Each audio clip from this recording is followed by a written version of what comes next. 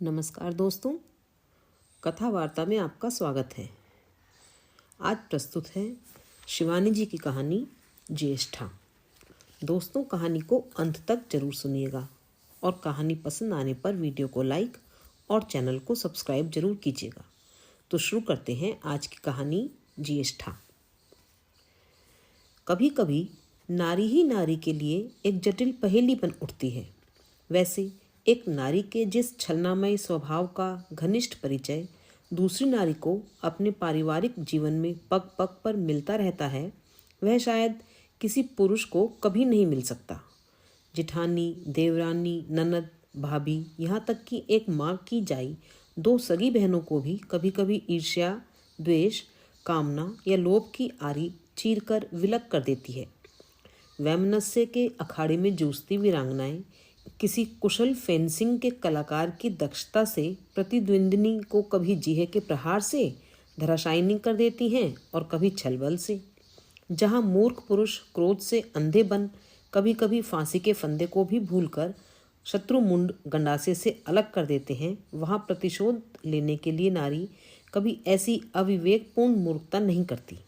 वह शत्रु की सुख्याति, सुनाम, यहाँ तक कि उसका सर्वस्व भी हरण कर सकती है, केवल अपनी तीखी जीवा के कुटिल प्रहार से। इसमें कोई संदेह नहीं कि नारी ही नारी की सबसे बड़ी शत्रु है। पीरी की सबसे बड़ी प्रतिद्वंदिनी थी स्वयं उसकी भावी सास। पूरे 20 वर्ष तक उसके विवाह मार्ग में वह नागिन से खड़ी फुफकारती रही थी और उन 20 वर्षों में किस दुस्साहस से पीरी उसी मार्ग से लुक छिप कर अपने प्रेमी से मिलती रही थी, मैं सब जानती थी। पर आज यह कैसे हो गया? यह छलनामयी मुझे अपनी क्षणिक झलक दिखाकर नारी स्वभाव के रहस्यमय अवतारणों में डुबकियां लगाने छोड़ गई है। अब अपनी मूर्खता पर क्षोभ भी होता है। क्यों वहीं उसे कंधे पकड़कर झकझोर नहीं दिया? कम से कम वह भोला चेहरा पल भर को तो फक पड़ता। मूर्ख हदबुद्धि सी मैं फव्वारे के पास खड़ी बेंच पर निर्लज्जता से चोंच मिलाए उस कबूतरी जोड़े को देखती ही रह गई थी। सामान्य रूप से हाथ बढ़ाने पर ही मैं उस कंवु कंठ में झूलते मंगलसूत्र के बीच गुंदे मूंगे को बड़ी निर्ममता से खींच सकती थी, पर जोड़े के पीछे मुड़ने से पहले ही मैं स्वेच्छा से स्वयं ही मुड़ गई। ऊपर की सड़क पर पहुंचकर देखा तो बेंच खाली थी। सीजन की उद्देश्यहीन भीड़ के अथाह प्रवाह में प्रेमी युगल खो चुके थे। आज से कोई 20 वर्ष पूर्व पीरी ने अपनी सगाई का समाचार मुझे स्वयं तार देकर दिया था। मैं सच कहती हूँ कि उस दिन उसकी सगाई के समाचार से मुझे जितनी प्रसन्नता हुई थी उतनी शायद अपनी सगाई के दिन भी नहीं हुई। न जाने कितनी बार ऐसे ही हर्डल पार करने में पीरी के शरीर और मन दोनों बुरी तरह क्षत विक्षत हो चुके थे। लाखों में एक न होने पर भी उस चेहरे की लुनाई में एक अनुपम आकर्षण था। लंबी छरहरी देह, गेहुआ रंग, सुतवा नाक, ऊंचे उठे कपोल, आंखें बड़ी ना होने पर भी 24 घंटे उज्ज्वल हंसी से चमकती रहती। भूरे रेशम की लच्छियों से केश सामान्य हवा के झोंके से ही मनमोहक घेरे में चेहरे को बांध लेते। उस पर उसका आनंदी स्वभाव पल भर के पाहुने को भी अटूट मैत्री के संबंध में जकड़ लेता। 5 मिनट के परिचय को भी वह 5 वर्ष का परिचय बना सकती थी। इतने वर्षों में भी उस कमनीय चेहरे का कैशोर्य नहीं गया है। जैसे कूर्मांचल का अस्ताचलगामी प्रौढ़ सूर्य आते जाते भी डूबती किरणों का अद्भुत उज्ज्वल जाल बिछाता पर्वत श्रेणियों को अनोखी आभा से आलोकित कर जाता है, वैसे ही उससे विदा लेता यौवन बड़ी हठीली धृष्टता से अड़ता उस लुभावने चेहरे को और भी लुभावना बनाता चला गया था। मैं तो उसे देखकर दंग रह गई थी। सामान्य गेहुआ रंग ऐसी दूधिया शुभ्रता में कैसे बदल गया? सुना तो यही था कि बसंत और यौवन पद्म पत्र के जलबिंदु से ही क्षण स्थायी होते हैं, पर इन 20 वर्षों में पीरी क्या और भी सुंदर नहीं बन गई है? वही बल खाती देहयष्टि, मोटी काली चोटी उसी कौमार्यावस्था की अलहड़ता से सामने झूल रही थी। कान के पास चंद्रमल्लिका का एक बड़ा सा पुष्प सर्चलाइट सा चमक रहा था, ठीक जैसे हवाई द्वीप की कोई लावण्यमय धृष्टा किशोरी विदेशी पर्यटक के पार्श्व में कान में फूल खोसे बैठी किसी एयरलाइंस का विज्ञापन बनी मुस्कुरा रही हो। क्या कहूँ, लिखने में तो निविड़ ब्रीड़ा से लेखनी स्वयं संकुचित हो रही है, किंतु मर्यादाहीन औदार्य से प्रदर्शित उस सुडौल नंगी पीठ पर आसपास खड़े कितने ही पर्यटकों की लोलुप दृष्टि करते देख मैं लज्जा से गड़ गई। अविश्वास से मैंने अंतिम बार फिर दोनों को देखा। नहीं, संदेह के लिए सामान्य से भी गुंजाइश नहीं, दोनों वही थे। पर यह हो कैसे गया? गत वर्ष जिसके स्पर्श से सिहर कर वह मेरे पास भाग आई थी और जिसके अप्रत्याशित प्रणय निवेदन की अद्भुत कहानी सुनाने में बार बार भय से कांपती, सचकित दृष्टि से द्वार को ऐसे देखने लगती थी जैसे कहीं मैं अचानक बाहर आकर खड़ा ना हो गया हो, जिसकी मृत्यु कामना के लिए उसने जाखन देवी के वरदाई मंदिर में निरंतर 3 माह तक घृत दीप जलाया था, जो कभी स्वयं अपनी माँ के साथ उसके सौभाग्य द्वार का पथ अवरुद्ध कर हठीला प्रहरी बन खड़ा हो गया था, क्या वह अंत में उसी की प्रणय डोर से खींची चली गई? प्री का नाम था हरिप्रिया, एक ऐसा प्रचलित नाम जो कभी पहाड़ की हर तीसरी लड़की का हुआ करता था। पर प्री हर तीसरी लड़की सी साधारण नहीं थी। शायद यही कारण था कि वह 16 वर्ष की भी नहीं हुई थी कि उसकी कुंडली हाथों ही हाथों में तौली जाने लगी। पितामह मूंगफली बेचते थे, किंतु पिता ने कठोर दारिद्र्य को अपने चरित्र बल से दूर ठेलकर प्रतिष्ठा एवं समृद्धि पाई थी। इसी से थे कठोर मितव्ययी। लोग कहते थे कि उनकी मितव्ययिता ही उनकी सरला पत्नी की अकाल मृत्यु का कारण थी। जो भी हो, उनकी मितव्ययिता से हार मानने वाली प्री नहीं थी। प्राय ही वह पिता के इधर उधर छिपाए रेजगारी के स्तूप से मुट्ठी भर चवन्नी अठन्नियां बटोरकर अपनी कांच के बटन से चमकती आंखें चमकाती छत से हमारी पथरीली छत पर कूद आती। अभी अभी मोहनलाल निकलेगा, तू बुला लेना, समझी, छक्कर टिकिया खाएंगे। मैं उसके दुस्साहस को देखकर कांप जाती। कहीं उसके पिता ने देख लिया तब? फटी कमीज उल्टी कर कब किस छत के पत्थर पर जमा बूढ़ा जुएं बीनना छोड़ हमारी चोटी पकड़कर घसीट लेगा, क्या कुछ ठीक था? पर संध्या ढलती और मीठे गले की सुरीली हाँक से मोहनलाल न जाने कितनी किशोरियों की चटोरी जीवाओं को आमंत्रित कर देता। पोटैटो की टिकिया डबल में 1। मोहनलाल को भला तब अल्मोड़ा की कौन किशोरी नहीं जानती थी। अधेड़ चेहरा, स्याह रंग और सीख सी उंगलियों में गजब की फुर्ती, पतले तवे पर सिकती गुलाबी आलू की टिकियाँ, चुटकियों से छिड़का गया मसाला और खट्टी मीठी चटनी डाल बनाई गई अमृत बूटी। कैसा अद्भुत व्यक्ति था वह! रामलीला में बनता था केवट, और उसी चौपाई के लहजे में जब मीठी हाँक लगाता पोटैटो की टिकिया डबल में 1, तो एक से एक सनातनी महिलाएं भी टिकिया खाने पिछवाड़े का द्वार खोल लेती। रामचंद्र जी का केवट है, भला उसके हाथ की टिकिया खाने में कैसा दोष? निपुणिका पुत्री कब कितनी रेजगारी पार कर लेती है, पिता को पता भी नहीं रहता। पहली बार सुंदरी पुत्री की कुंडली मांगी गई तो बेचारे बड़े उत्साह से मृत पत्नी के हरिण के चमड़े से मढ़े जीर्ण पिटारे से कुंडली निकाल चटपट दे आए थे। उसी संध्या को खोटे सिक्के सी कुंडली लौट आई तो उनका माथा ठनका। देने वालों ने तो यह कहकर लौटा दी थी कि कन्या के 3 ग्रह लड़के से बड़े हैं, पर अल्मोड़ा भर की कुंडलियों की रेखाओं का लेखा जोखा रखने वाले भट्ट जी ने कुंडली का भेद खोल दिया। जहाँ जहाँ पात्र से बड़ा भाई होगा वहाँ वहाँ से कुंडली ऐसे ही लौटाएगी पंत जी। कन्या का ज्येष्ठा नक्षत्र है। मूर्खा पत्नी, पर मन ही मन उन्हें क्रोध भी आया था। क्या मरने से पहले किसी को कुंडली दिखा नहीं सकती थी अभागी? उन्हें पहले पता होता तो 10-5 रुपया देकर भट्ट जी से ही दुष्ट ग्रह को मटियामेट करा देते। उनके पुत्र अंबी ने क्या पुत्री का अष्टम मंगल भट्ट जी के दक्ष स्याही मेट रबर से नहीं मेट दिया? पर दूसरा कटु सत्य अचानक पंत जी को भी अंगूठा दिखाने लगा। क्या कर लिया था कन्या की कुंडली में जालसाजी करके? क्या भाग्य का लिखा ग्रह भी मिटा सके थे उत्कोच से? विवाह के तीसरे ही महीने पुत्री विधवा हो गई थी। फिर उन्होंने बड़े चातुर्य से कुंडली प्रवासी बिरादरी में भेजी, पर प्री का ज्येष्ठा नक्षत्र फन उठाए डसने को तत्पर घातक पद्मनाग शाही भावी पति के ज्येष्ठ भाई की ओर जीप लपलपाता दौड़ पड़ता और एक न एक बहाना बनाकर कुंडली फेर दी जाती। फिर ऐसी बात क्या छिपाए छिपती है। कूर्मांचल के कर्मकांडी परिवार तो विवाह योग्य कन्याओं के मंगल ज्येष्ठ अश्लेषा नक्षत्र कंठस्थ रखते हैं और अवसर पाते ही अपनी विवाह योग्य कन्याओं की तुरुप लगाने में भी नहीं चूकते। इसी बीच अचानक प्री को कुछ क्षणों के लिए बृहस्पति की दशा आ गई। हमारे मकान से लगा मकान था प्री के पिता का। और उससे नए 2 मंजिले मकान में पांडे जी रहते थे। उनका ज्येष्ठ पुत्र राजेश वर्षों पूर्व हाई स्कूल की परीक्षा में नकल करते पकड़े जाने पर लज्जा से गृह त्याग कर अदृश्य हो गया था।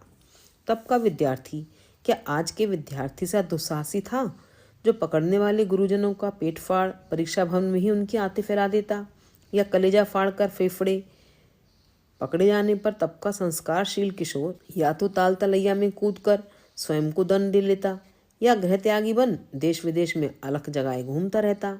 धीरे धीरे 15 वर्ष बीत गए। इसी बीच काशी के प्रसिद्ध तांत्रिक पंडित जी के अतिथि बनकर आए। एकदम पहुंचे सिद्ध, अखरोट के वृक्ष के नीचे धूनी रमा ली, और देखते ही देखते पहाड़ की धर्म भीरू सहज विश्वासी भीड़ ने उन्हें घेर लिया। कैसे ही विषम प्रश्न पूछो चट उत्तर दे देते। पंडित जी ने भी गृह त्यागी पुत्र के लिए गुप्त प्रश्न किया। उत्तर मिला, तुम्हारा पुत्र दक्षिण दिशा में जाकर एक जहाज में बैठा था, जहाज डूब गया। मृत्यु का संकेत स्पष्ट है। कर्मकांडी पंडित जी ने चटपट कुश का पुतला बनाया और गति क्रिया कर दी। माँ जिस पुत्र का चेहरा भी भूलने लगी थी, उसी के लिए छाती पीट पीट कर ऐसे विलाप करने लगी जैसे लाश अभी आंगन में धरी हो। राजेश की काल्पनिक मृत्यु की 13वीं के दूसरे ही दिन ग्रह के दूसरे पुत्र देवेश के लिए पीरी की कुंडली लेकर पंत जी पहुंच गए। पीरी को सबने देखा था, पर भावी सास को आपत्ति थी। ऐसी रूपवती बहू के 100 नखरे भला वह कैसे सहेगी। फिर उसकी बहन की 3 रूपवती बहुएं उसे सबक सिखा चुकी थीं। तीनों बहनौत रूपवती पत्नियों के गुलाम बनकर रह गए थे। बहू के रूप को क्या मैं चाटूंगी, उसने तुनक कर कहा था। मुझे तो गुण चाहिए, गुण। पर पांडे जी ने मूर्खा पत्नी को मना लिया। कैसी बात करती है, मक्खी चूस की एक ही लड़की है, आखिर कितने दिन जिएगा। सब संपत्ति हमारे देवों को मिलेगी। बस चटपट मंगनी हो गई थी। पर किसी शक्तिशाली कीलक गाड़कर पल भर में अवश बना दिए गए ग्रह ने फिर करवट बदली। विवाह के 8 दिन रह गए थे। पीरी की प्रसन्नता आकाश छू रही थी। छूती भी क्यों नहीं, देवूसा सजीला तरुण मोहल्ले टोले में ढूंढने पर भी नहीं मिल सकता था। बचपन से ही वह पीरी को परी परी कहकर चिढ़ाता था, और एक बार जब मोहल्ले के रिश्ते से हम सब पड़ोस की लड़कियां उसे भाई दूज का टीका लगाने पहुंची, तो उसने हंसकर कहा था, सबसे रोली का तिलक लगवा लूंगा, पर इस परी से नहीं। इसे मैं क्या कभी बहन कह सकता हूँ? हाय हाय, कैसा बेहया है ये देवुदा। रुक जा, अभी कहती हूँ चाची से। पीरी बनावटी रोष से कहती, बिना तिलक किए ही लौट आई थी। उस दिन से हम नित्य छेड़ती रहती, ए परी जाना, तेरी ससुराल के दाढ़ी में खूब फल आया है, ले आना आंचल भर कर। और क्या, बुढ़िया मुझे वहीं जीता गाड़ देगी। बुढ़िया का बेटा तो नहीं गाड़ेगा अपनी परी को। इतना मैं तुझे लिख कर दे सकती हूँ, वह मुझसे कहती और उसकी सदाबहार आंखें डबडबा आती, बुढ़िया मुझे कभी बहू नहीं बनने देगी। पर जब एक दिन सुना कि सचमुच ही पीरी की सगाई वहीं हो रही है जहाँ वह चाहती थी, तो मैं प्रसन्नता से उछल पड़ी और उसी विवाहोत्सव के लिए परीक्षा से पहले छुट्टी लेकर आ गई। आसन्न विवाह तिथि ने पीरी को सचमुच ही परी बना दिया था। उसका वैसा रूप फिर मैंने कभी नहीं देखा। एक तो उसने कभी पहाड़ की देहरी नहीं लांगी थी, इसी से गालों की पहाड़ी, सेबों की कुंवारी लालिमा, आंखों की निर्दोष चावनी, स्वच्छ दंत पंक्ति और स्वस्थ गुदगुदी देह में कुमायूं की वन लक्ष्मी का सरल सौंदर्य साकार हो उठा था। उधर प्रेम ज्वर सन्निपात की अंतिम अवस्था में पहुंच चुका था। हृदय के उल्लास ने उसे और भी उदार बना दिया था। महा औदार्य से वह दाएं बाएं अपनी प्रसन्नता का सीमित भंडार लुटाई दे रही थी। बात बात पर हृदय लुभाने वाली हंसी, पदचाप से ही मुनियों का तपोभंग करने वाली पीरी के कटाक्ष जैसे और भी घातक बन गए थे। मैंने उसे एक बार टोक भी दिया था, इतना मत हंस पीरी, इतना हंसना अच्छा नहीं होता। बहुत हंसने से बहुत रोना भी पड़ता है, ऐसा मेरी नानी कहती थी। रोएंगे मेरे दुश्मन, समझी? रोएंगे ताई, चाची और मामी जी, जो अपनी लड़कियों के लिए मेरे इसी राजकुमार के सपने देखती रहीं। पर हुआ उल्टा, पीरी रोई और दुश्मन हंस उठे। हम सबको लेकर महा उत्साह से कर्क एंड टैपले की समाधि पर पिकनिक मनाने ले गई थी पीरी। सिटोली के उस गहन वन में उन 2 विदेशियों की कब्र के पास बिताया गया वह दिन आज भी नहीं भूलता। ढालू पहाड़ पर हमारी अल्हड़ अटखेलियाँ, संसार के अनुभवों से अछूता निर्मल चित्त का उल्लास हमें घर लौटने की सुध-बुध भी भुला बैठा। जब लौटे तो दिन डूब चुका था। पीरी ने घर की देहरी लांघी भी नहीं थी कि आंचल घर्षण से जवा पुष्प सी लाल सूजी नासिका पहुंचकर चाची ने टोक दिया, लो शहजादी, धेंगड़ी सी वन जंगलों में नाचकर अब घर लौटी है। बीच के कमरे में पहुंचने तक लाल नाग का रहस्य खुल गया। 15 वर्ष पूर्व का गृह त्यागी पर्वत पुत्र अचानक बिना किसी सूचना के दुस्वप्न की भांति भरी दोपहरी में द्वार पर खड़ा हो गया था। इतने वर्षों तक सिंगापुर में था, प्रचुर रुपया कमाकर ही नहीं लौटा। जिस नगाड़े से पेट और सीख सी पतली टांगों को लेकर घर से गया था, उनको भी सुदूर विदेश में ही कहीं बढ़ा आया था। अब वह ऊंचा अगला गबरू जवान था। अब क्या होगा पीरी? मैं उसे ढाढ़स बंधाने उस दिन उसी के यहाँ रह गई थी। होगा क्या? उसका विश्वास अटूट और दृढ़ था। उसका प्रेमी उसे कभी प्रवंचना की चक्कर घिन्नी नहीं देगा। देखती नहीं, दिन भर में 3 चिट्ठियां लिखता है, एक सुबह, एक दोपहर, एक शाम। कभी कभी रात को भी मेरी छत पर एक लिफाफा आ गिरता है। तू क्या सोचती है वह अब मेरे ज्येष्ठा वेष्ठा से डरेगा?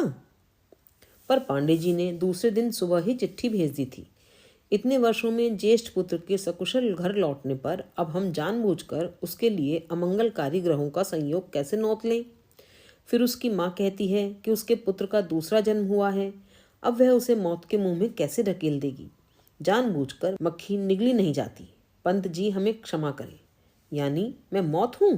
मैं मौत हूँ? बेचारी पीरी क्रोध से कांपती एकदम बौरा गई थी।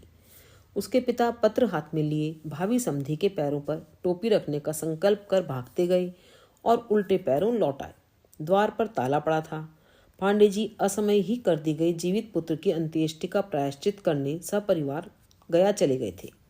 तीसरे ही दिन जिस अमानवीय धैर्य से बस्ता उठाकर वह कॉलेज चली गई, उसे देखकर हम सब दंग रह गए। एक दिन पहले बात बात पर रसीले अधरों पर उतर आने वाली हंसी पहाड़ के क्षणिक सूर्यालोक सी ही आकर फिर विलीन हो गई थी। धनु विषम मेघ खंडों ने निर्मल उत्फुल्ल चंद्रबिंब को ग्रस लिया था। पिता के हाथों से कुंडली छीनकर उसने एक दिन जलते चूल्हे में झोंक दी और कठोर स्वर में चिर कौमार्य व्रत की घोषणा कर दी। पांडे परिवार लौट आया, पर देवेश को शायद जानबूझकर ही ताऊ के पास इलाहाबाद भेज दिया गया और उसके इसी पलायन से पीरी बौखला गई। एक दिन वह अपनी छत पर खड़ी हुई तो देखा दूसरी छत पर कोई खड़ा है। तब क्या देव लौट आया? वह उत्साह से मुस्कुराती आगे बढ़ी और फिर 2 कदम पीछे हट गई। वह देवू नहीं, उसका भाई राजेश था, वही जिसने उसके बहुप्रतीक्षित विवाह के ठीक 8वें दिन से एक दिन पहले आकर उसके समस्त स्वर्णिम स्वप्न चूर चूर कर दिए थे। वह धृष्ट युवक उसे निर्लज्जता से घूरता मुस्कुराता सहसा मुंडेर पर चलाया और देखते ही देखते दोनों छतों को घेरे अखरोट की पुष्प डालियों को पकड़ता किसी ट्रेपीज के दक्ष कलाकार की भांति उसके पास ही धम से कूदकर खड़ा हो गया। उसका दुस्साहस देखकर पीरी स्तब्ध रह गई, पर दूसरे ही क्षण उसकी आंखों से घृणा, तिरस्कार और क्रोध की लपटें भड़क उठी। जहाँ 15 वर्ष सिंगापुर में रहे, वहाँ क्या 8 दिन और नहीं रह सकते थे? वह क्रोध से थरथर कांप रही थी। नहीं, उस निर्लज बेहया का एक एक नैन नक्श अपने सुदर्शन भाई का था। अंतर था केवल शरीर की गढ़न में। जहाँ छोटा भाई बचपन में सुकुमारी सीता का अभिनय करते करते चेष्टा करने पर भी वास्तविक जीवन में कभी राम नहीं बन पाया, रामलीला के सुदीर्घ अभिनय ने स्त्री सुलभ शील सौजन्य के अमिट अक्षर लिख उसके चेहरे को एक बाल सुलभ जिज्ञासा का साकार रूप दे अद्भुत रूप से आकर्षक बना दिया था। वहाँ बड़े भाई की घनी कप्तानी मूछों के नीचे रसीले अधर द्वय का अस्तित्व ही मिटकर रह गया था। आप क्या अपनी माँ को नहीं समझा सकते कि यह सब कुंडली का ढकोसला आप नहीं मानते? मैं जानती हूँ कि आपके पिता को कोई आपत्ति नहीं है।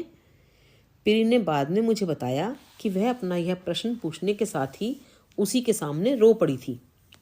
मेरी माँ कभी नहीं मानेगी, दृढ़ स्वर में उसने कहा और फिर बड़ी उदासीनता से जेब से सिगरेट निकाल कर जलाने लगा। अब एक ही उपाय है जो तुम्हें आजन्म के अनावश्यक कौमार्य व्रत से बचा सकता है। उसका स्वर गंभीर था। लग रहा था इस बार वह सचमुच ही उसकी हंसी नहीं उड़ा रहा है। क्या?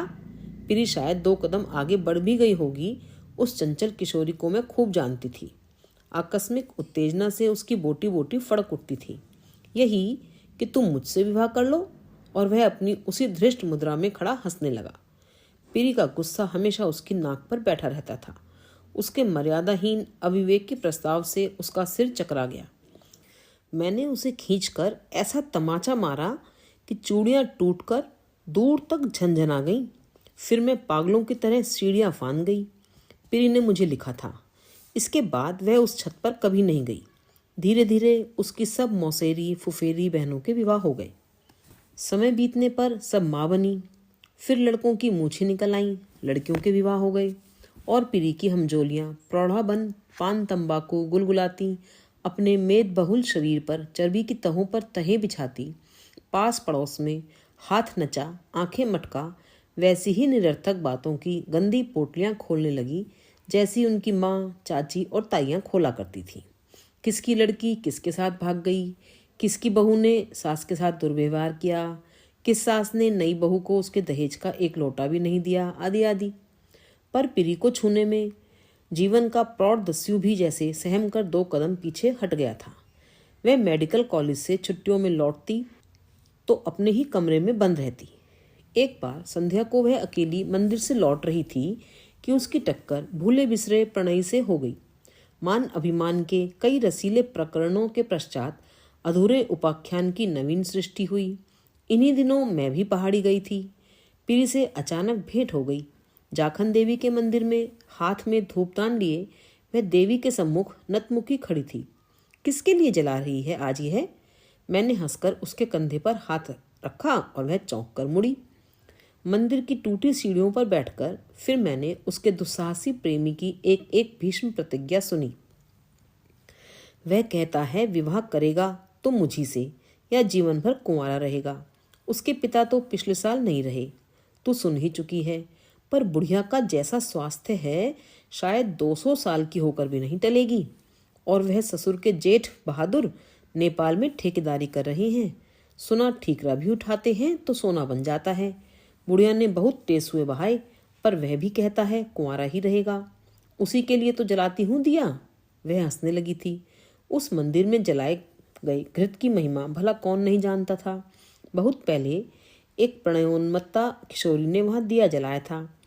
जिस घर की कामना हेतु वह प्रदीप लेकर नित्य संध्या को पहुँचती थी उसका एक दिन कहीं विवाह भी हो गया था। पर किशोरी का था देवी पर अगाध विश्वास। वह नियम पूर्वक प्रदीप जलाती ही रही। एक दिन किसी ने शायद छेड़ भी दिया, अब क्या करेगी दिया जलाकर? देवी तुझ पर प्रसन्न नहीं हुई। देवी प्रसन्न हुई। जिसे उसने मन ही मन वरा था वही उसका पति बना। नई बहू तीसरे ही महीने गोलोक वासिनी हो गई थी। दूसरा विवाह हुआ तो उसी किशोरी से। तू किस सौत की मृत्यु कामना करने का दिया जला रही है? मैंने पूछा। क्यों? अबोध शिशु सी उसकी आंखों में था अगाध विश्वास। मेरी सौत कौन है तू नहीं जानती? मेरा जेठ। मैं कांप गई थी। छी, ऐसी बात मत कर पीरी। मेरे कहने से क्या पीरी रुकती? मंदिर में नित्य घी का दिया जलने लगा। फिर भी देवी प्रसन्न नहीं हुई। दोनों दर्शनीय कुंवारे भाइयों की राम लक्ष्मण की सी जोड़ी कन्यादाय ग्रस्त माता पिताओं की छाती पर मूंग दलती रहती। धीरे धीरे माताओं की कुंठा पीरी के प्रति गहरे आक्रोश में शतमुखी कुत्सावन कुटिल प्रचार करने लगी। देखती नहीं, दायां पैर बढ़ाकर चलती है। ठीक कहती हो चाची। कल मेरे घर की गली से होकर अस्पताल जा रही थी। मेरी कढ़ाई में तेल जल रहा था। चट से इसने नाक पर रुमाल धर लिया। मैं कहती हूँ सारा दोष बुढ़िया का है। और दिन दहाड़े जो यह डॉक्टरनी उसके बेटे के साथ मुंह काला किए फिर रही है, उससे अच्छा यह नहीं है कि इसे बहू बना ले।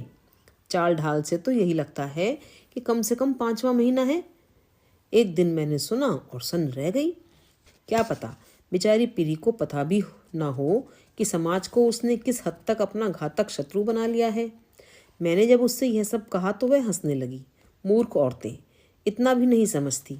मैं परिवार नियोजन केंद्र में काम करती हूँ। जो जिरह बख्तर इन्हें पहना चुकी हूँ वह क्या स्वयं नहीं पहन सकती? तब क्या सचमुच पीरी उस कायर व्यक्ति की मिस्ट्रेस बनकर रहने लगी थी? यू आर शेमलेस पीरी, मैंने उसे डपट दिया था। जब उस व्यक्ति में इतना भी साहस नहीं है कि वह तुझसे विवाह कर ले, तब वह जिस जिले में तेरी बदली होती है वहीं क्यों भागता है? क्यों तुझे बदनाम करता फिरता है? इसलिए कि वह मेरे बिना जी नहीं सकता और अपनी खूसट माँ से बेहद डरता है। कहती है उसने यदि मुझसे विवाह किया तो वह ताल में कूद पड़ेगी, पर हम दोनों के मिलने पर अब विधाता भी प्रतिबंध नहीं लगा सकता, समझी। यही नास्तिक पीरी के स्वभाव का सबसे बड़ा दुर्गुण था। बात बात पर विधाता को दी गई चुनौती और स्वयं अपने अहंकारी स्वभाव पर अटूट आस्था। इसी बीच पीरी का तबादला हमीरपुर को हो गया। उधर उसके प्रेमी मुंसिफ देवेश पांडे ने भी बड़ी चेष्टा से अपनी बदली वहीं करवा ली। इस बार पुत्र को शैडो करने मां नहीं जा पाई। बड़ा पुत्र सन्निपात ज्वर से ग्रस्त हो नेपाल से स्वदेश आ गया था।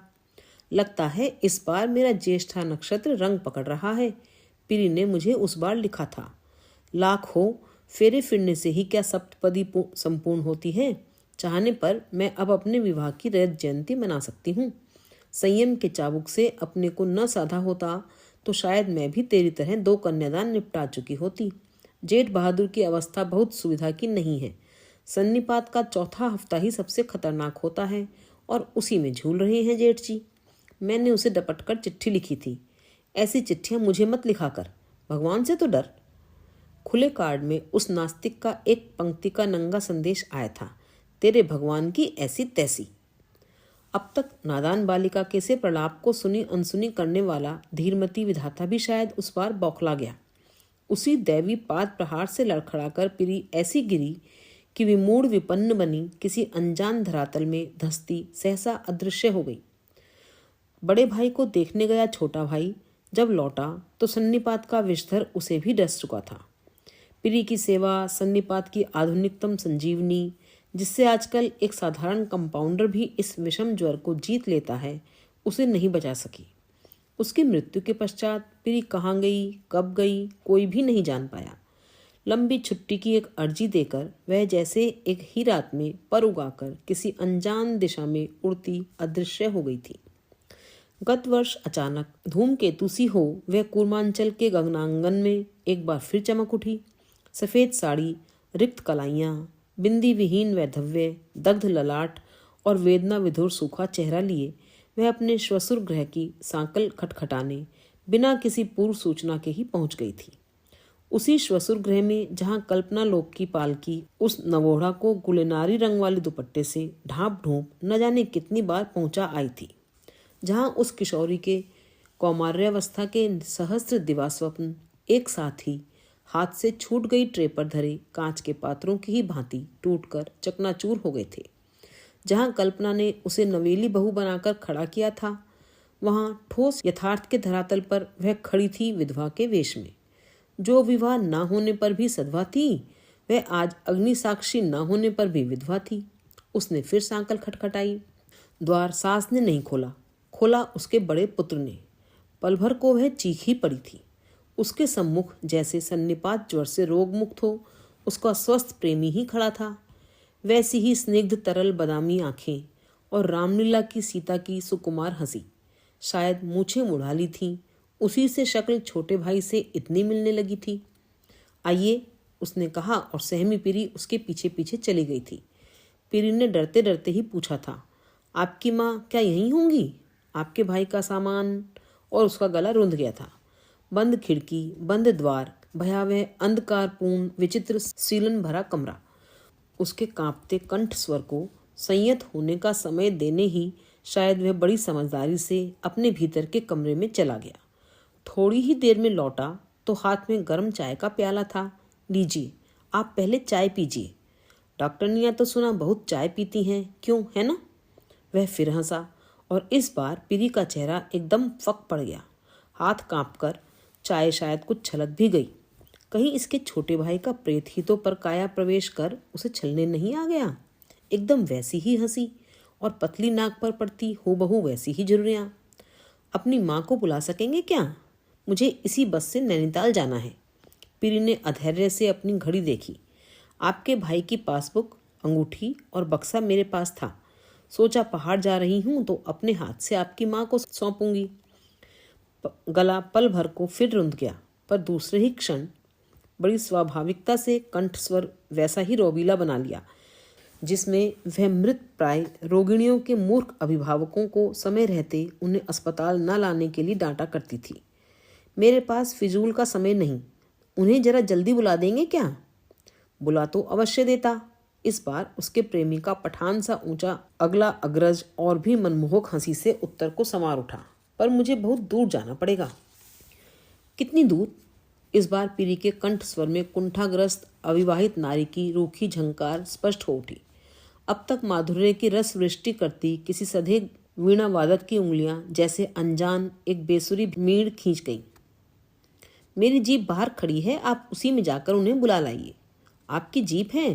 वह बड़े जोर से हंसा और इस बार वह अपना चेहरा पीरी के एकदम पास ले आया। वह इस बार अपनी चीख रोक नहीं पाई। निश्चय ही यह उसके प्रेमी का प्रेत था। अंधेरा कमरा, पास आते अधरों का परिचित श्वास प्रश्वास। उसकी चीख से सहमकर वह परम दुस्साहसी 2 कदम पीछे हट गया। I am sorry, I never meant it. बात यह है कि जहाँ मेरी माँ है वहाँ आज तक संसार की कोई भी जीप नहीं जा सकी है। बुलाने स्वयं मुझे जाना पड़ेगा, और वह भी 4 कंधों पर। आप क्यों मुझे भी वहाँ भेजना चाहती हैं? सुना आप अपनी कुंडली में ऐसे ही किसी घातक ग्रह की सिरिंज लिए घूमती रहती हैं? पीरी तिलमिलाकर उठ गई थी। ओह, तो बुढ़िया उसी के जीवन में विष घोलने को जी रही थी। चलो अच्छा ही हुआ, मिलती तो क्या निर्मल चित्त से उसका स्वागत कर पाती। यह रही पासबुक, यह अंगूठी और बक्सा बाहर धरा है। कांपते हाथों से बटुआ खोल वह चाबी मेज पर पटक भागी और गिरती पड़ती जीप भगाती सीधी मेरे पास चली आई थी। उसे लगा था वह पल भर भी वहां रुकी तो उसके प्रेमी का अदर्शी प्रेत उसे फिर जकड़ लेगा। अच्छा हुआ मैं सब सामान सौंप आई। अब पहाड़ के लिए पत्थर पलटा आई हूँ, अभी नहीं लौटूंगी। पास ही धरे मेरे छोटे कमलदान का ढकना कभी खोलती कभी बंद करती। वह मुझे अपनी कहानी सुना रही थी कि उसमें धरी एक छोटी पुड़िया उसकी गोद में गिर पड़ी। अरे यह मूंगा कैसा है? उसने पूछा। जब मैंने उस मूंगे का इतिहास बताया तो उसकी आंखों में एक बार फिर वही कैशोर्य की चमक आ गई। इस बार अल्मोड़ा जाने पर मैं अपनी माँ से यह मूंगा ले आई थी। वर्षों पूर्व मेरे पितामही ने एक प्रसिद्ध वेश्या से उसके कंठ की प्रवाल माला खरीदी थी। पहाड़ में एक लोकोक्ति है कि वेश्या के गले का अप्राप्य मूंगा यदि सुहागिनी पहन ले तो वह वेश्या का सा ही अटल अभिवाद पाती है, अर्थात अखंड सौभाग्य। वेश्या का सौभाग्य? पीरी कुछ समझ नहीं पाई। समझी नहीं मूर्ख, मैंने हंसकर कहा। वेश्या क्या कभी विधवा हो सकती है? तू क्या सचमुच इसे पहनेगी? उसने पूछा और पल भर को मुझे लगा कि इसकी ईर्ष्या कातर लोलुप दृष्टि में याचना मुखर हो उठी है। और नहीं तो क्या, वेश्या के गले का मूंगा क्या सहज ही में जुटता है? मैंने पुड़िया में बंद मूंगा कलमदान में सहेज दिया। तीसरे दिन पीरी चली गई। उसी दिन घर का सुनार आया। अपने मंगलसूत्र के बीच मूंगा गुंदवाने मैंने कलमदान खोला तो कलेजा धक से रह गया। पुड़िया के बीच से मूंगा जादुई बजरबट्टू सा अदृश्य हो चुका था। पल भर में मेरे अविवेकी चित्त ने चट से चुगली खाई। वही ले गई है। वैश्य का मूंगा क्या सहज में जुटता है? छी, कैसी नीच थी मैं, जो 3 दिन रहकर मुझे 300 का सामान दे गई थी। वह भला कीड़े का घुना काले पड़ गए घुने दांत सा मलिन मूंगा चुराएगी?